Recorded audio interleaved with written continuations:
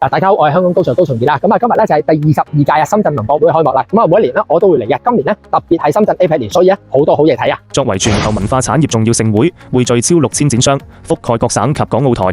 當然啦，呢個無界嘅活動咧值得推薦。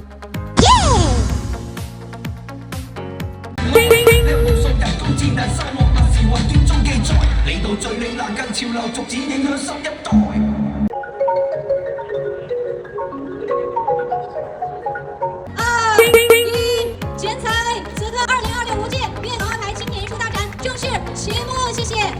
我觉得前几年大家都说 AI。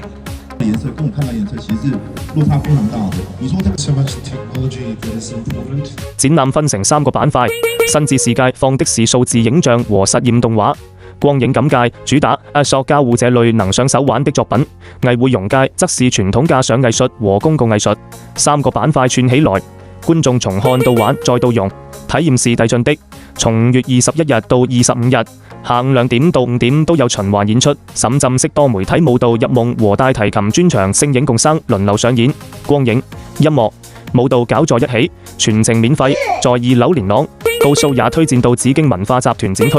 之後我會再向大家介紹其他展館。